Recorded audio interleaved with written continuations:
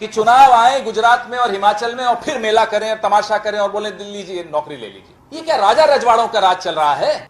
हम ये भूल जाते हैं, जो अपने आप को प्रधान सेवक बताता था वो अपने आप को राजा मानता है।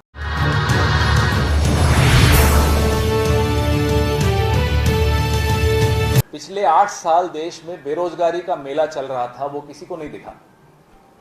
आज मोदी जी ने एक मेला निकाला है, रोजगार मेले का नाम दिया उसने। हर चीज में एक तमाशा करना, कोविड हो तो तमाशा, कोविड से लोग मर रहे थे तब भी तमाशा, लोग बेरोजगारी में हाय तौबा मची हुई है पूरे देश में, फिर तमाशा। इस देश ने सरकार चुनी है, तमाशबीन नहीं चुने। यह तो धन्यवाद है भारत जोड़ो यात्रा को कि बेरोजगारी शब्द नागपुर वालों को भी थोड़ा थोड़ा समझ में आने लगा कि हां बेरोजगारी है, नहीं तो आंखें बंद थी सबकी, कान बंद थे सबके। और प्रधानमंत्री जी को भी समझ में आया कि बेरोजगारी वाकई एक मुद्दा है। इतना बड़ा मेला, कितनी नौकरियां? 75,000। वादा क्या किया था? अगर वादे पे हम जाएं तो 16 करोड़ नौकरियां पिछले 8 साल में मिलनी थी, उसका हिसाब दे देते मेला शुरू होने से पहले।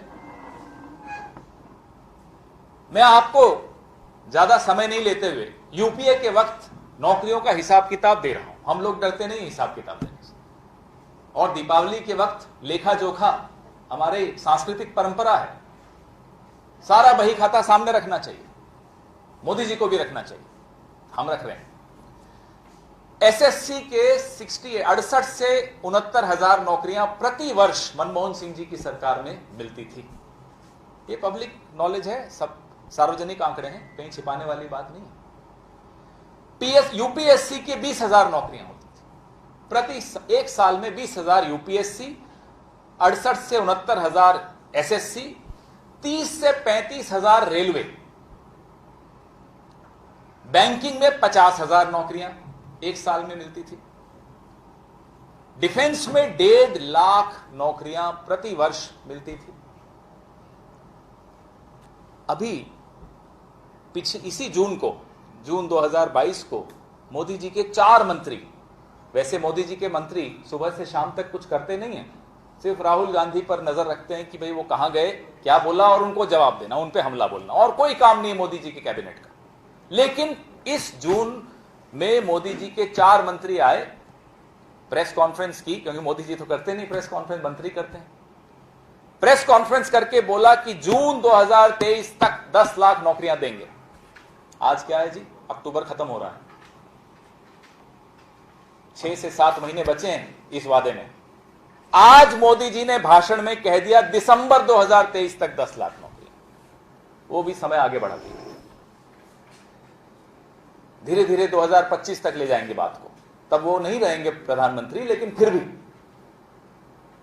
ये हिसाब तो दीजिए। ये 75,000 नौकरियां देकर, मेला लगाकर, और ये नौकरियों के बारे में भी बता दूं आपको, इन सबका रिजल्ट कब आया साहब? हम पूछते हैं, क्यों बच्चों की जिंदगी के साथ खिलवाड़ करते?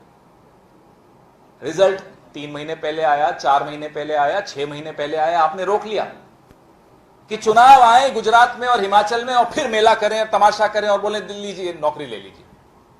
वो बच्चे जो इंतजार कर रहे हैं, उनकी पूरी जीवन के निर्णय इस अपॉइंटमेंट लेटर पर आधारित होते हैं।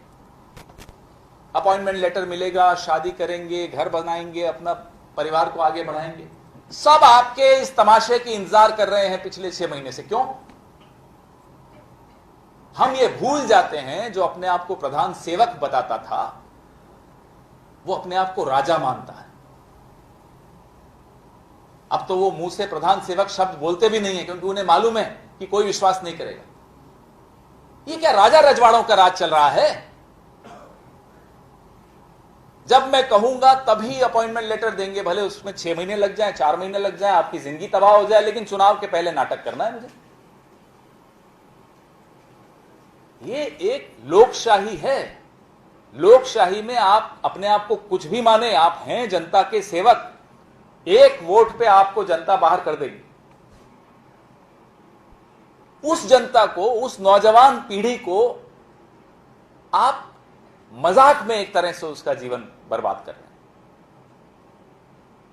अडवाणी जी ठीक कहते थे, हम उनकी बातों से बिल्कुल सहमत कभी नहीं रहे, लेकिन जो उन्होंने एक शब्द इस्तेमाल किया था अपने चेले के लिए, ये इवेंट मैनेजर है। आप करिए इवेंट, जो करना है करिए, सरकारी खर्चा है, सरकारी पैसा है, बर्बाद करिए, जनता देख रही है, लेकिन नौजवान का जीवन तबाह करने का हक आपको किसी ने नहीं दिया। आज खबरों में आ रहा था, गुजराती में लिखा है लेकिन मैं पढ़ लेता हूं, गुजराती समझ लेता हूं। भाजपा नेता के कॉलेज से पेपर लीक हुआ, एफएसएल रिपोर्ट। यह आपने नौजवान की हालत कर दी इस देश में। देखिए, मैं गलत तो नहीं पढ़ रहा गुजराती में, आप लोग तो सब पढ़ रहे होंगे, अच्छी तरह देख लीजिए। भाजपा नेतानी कॉलेज माथी पेपर लीक था या नहीं, ये एफएसएल रिपोर्ट है। इतनी प्यारी भाषा है तो सीखना तो चाहिए ना, इसलिए सीखने की कोशिश कर रहे हैं, मैं भी, आलोक भाई भी, और हिरेन भाई और पार्थिव भाई सिखा नहीं रहे, अब क्या करें। लेकिन ये बात एमएसएमई सिर्फ इस जून में, ये जो अभी जून गया, 1.25 लाख नौकरियां छीन ली लोगों से। 1.25 करोड़, माफ कीजिए, 1 करोड़ 25 लाख नौकरियां छीन ली। एमएसएमई सेक्टर तबाह हो गया।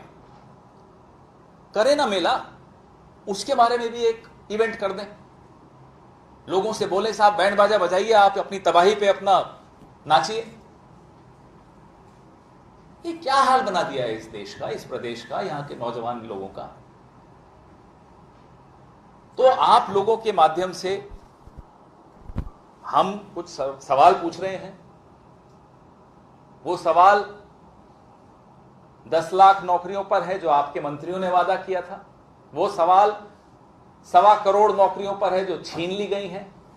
वो सवाल 4-4, 6-6 महीने से जो आपने रिजल्ट रोक दिया आज के तमाशे के लिए, उस पर है।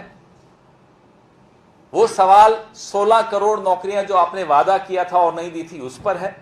वो सवाल एमएसएमई सेक्टर की तबाही पर है। ये तमाम सवाल का हिसाब किताब दीपावली पर आपको बही खाता खोलना होगा, सबके सामने रखना होगा।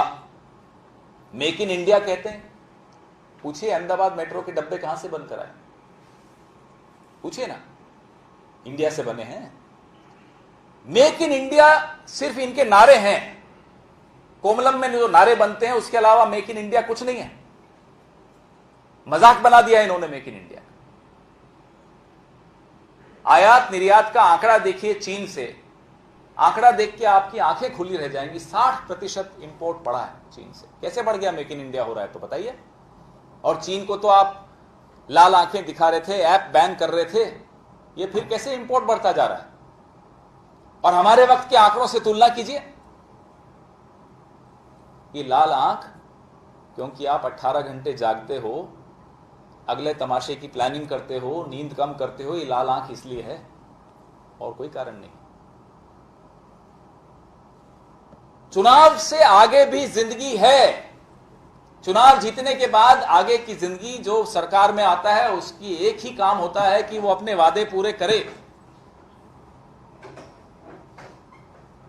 हम चुनौती देते हैं प्रधानमंत्री को कि इस देश के नौजवान के साथ बैठें, मीडिया को सामने बुलाएं, हमें नहीं बुलाना मत बुलाइए, और जरा चर्चा करिए। मीडिया के सामने होनी चाहिए वो चर्चा, नौजवानों के सवालों का जवाब देना चाहिए, नौजवानों की आंखों में आंखें डाल के बोलने की हिम्मत दिखाएं प्रधानमंत्री।